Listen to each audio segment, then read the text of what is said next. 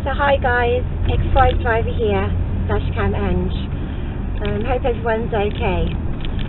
Today's video is all about me getting ripped off again, buying my van, my lovely Citroen Relay. So I've been looking around for a van now for a while, probably about 6 months now. And it's weird because the smartphones must be listening to me, because the same organisation that sold me 3 defective cars was sending me adverts for their vans. Oh god, I quickly blocked that. Anyway, I decided to go to a company on eBay. Out of all the companies and vans that I looked at, I got ripped off again, guys.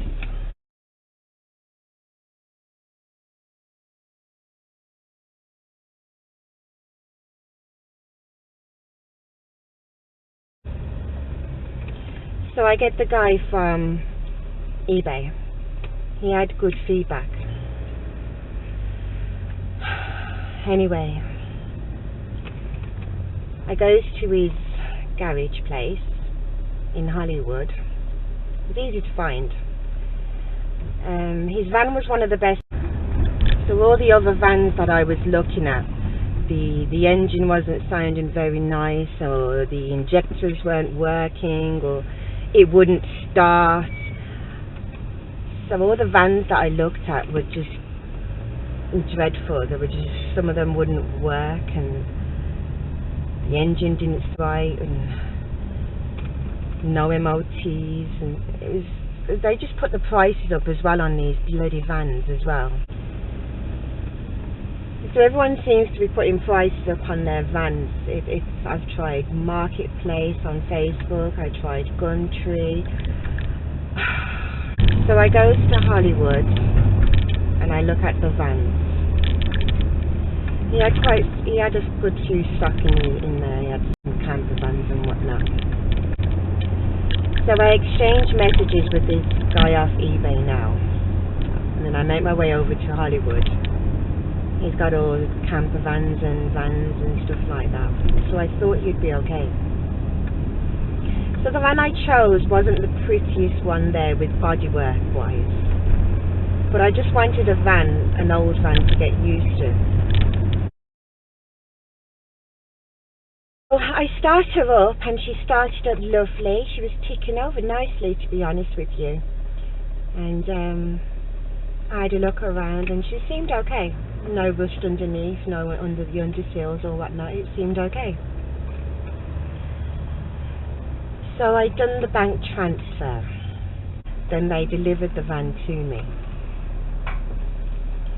And then when I got my logbook,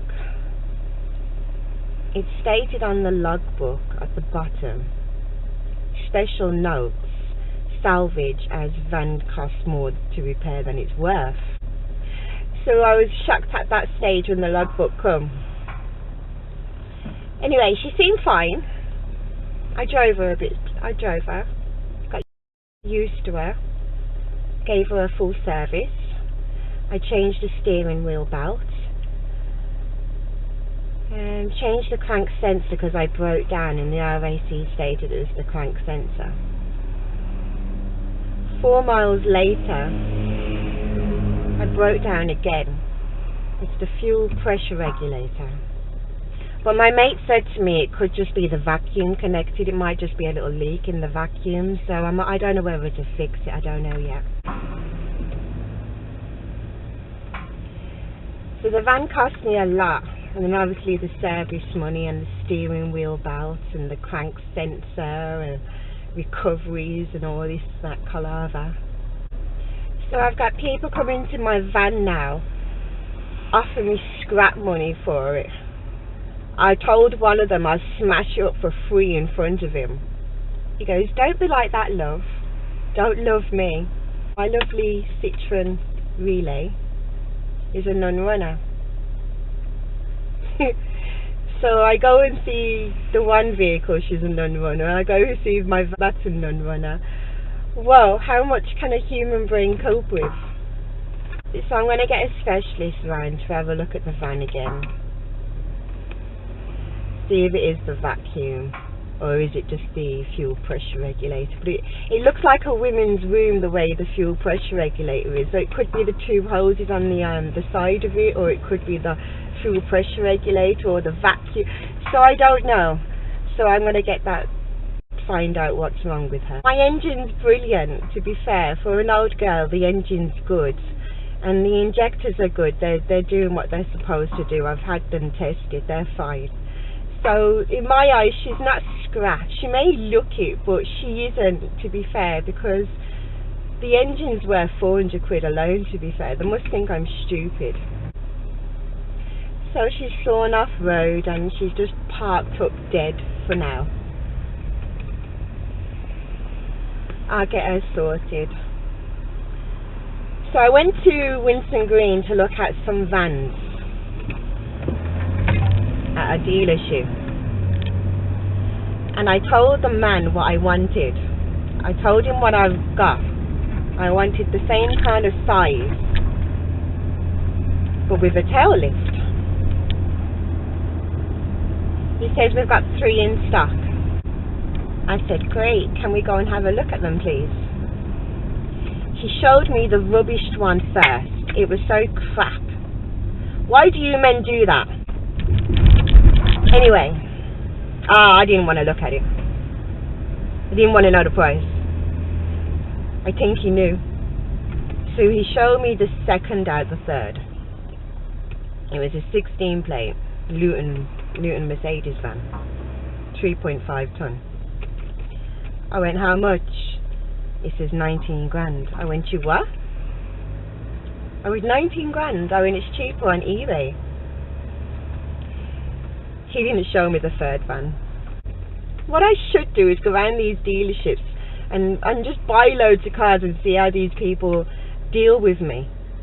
And spot them up and put their dealerships on the internet, how they deal with women. It's wrong. I would love to open up a women's only repair shop, but I know you men would sue me for being a discrimination act, but a sexist discrimination. You can send your wife or send your sister or your daughter or make them bring the car in. You men, we're losing faith in you people. So I'm going to fix the van. Maybe Partex out, upgrade her.